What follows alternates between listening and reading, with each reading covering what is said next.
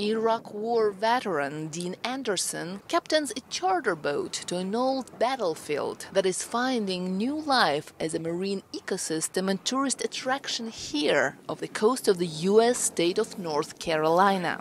We're on the stern of the Papoose, pretty close to it. It was sunk in 1942, it got torpedoed, and most of the sailors got picked up. It was an oil tanker. It's turned upside down, so you can penetrate it. Just be careful. About 120 feet deep. All right, enjoy your dive. Watch your air, watch your bottom time. Many of the U.S. and German ships that were sunk in these waters during the Second World War leaked fuel for years, harming marine life. Now there are artificial reefs supporting marine life in the Atlantic Ocean. Marine biologist Avery Paxton says it's a rich environment. We don't fully understand why there are so many large predators like sharks and jacks and barracuda on the shipwrecks off the coast of North Carolina.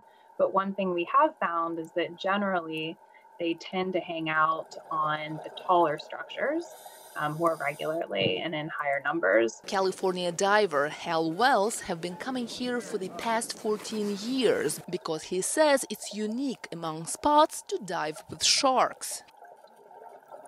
When you see a sand tiger shark swimming around the wreck, it's because it's mating with other sharks or it's looking for food near that wreck. They have somewhere to hide. These sharks are just as vulnerable as a lot of the other fish in the food chain.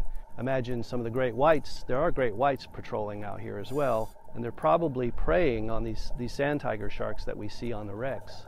These shipwrecks support North Carolina tourism, attracting scuba divers and sport fishers, as well as its commercial fishing industry. Because some of the wrecks are deteriorating, a local nonprofit is sinking new vessels to keep those activities going. Debbie Boyce, chair of the Eastern Carolina Artificial Reef Association, says the boats are donated. The challenge is meeting rigorous cleaning requirements that can cost as much as $1 million. We've always found it ironic that if somebody's boat just accidentally sinks, nothing happens and nothing's clean. But you try to put one out there for the good of everybody, and you have to spend a gazillion dollars. Boyce says each of the 20 boats they have sunk is expected to last up to 100 years as zero-maintenance contributors to both the local economy and Atlantic marine life. Genia Dulot for VOA News, North Carolina.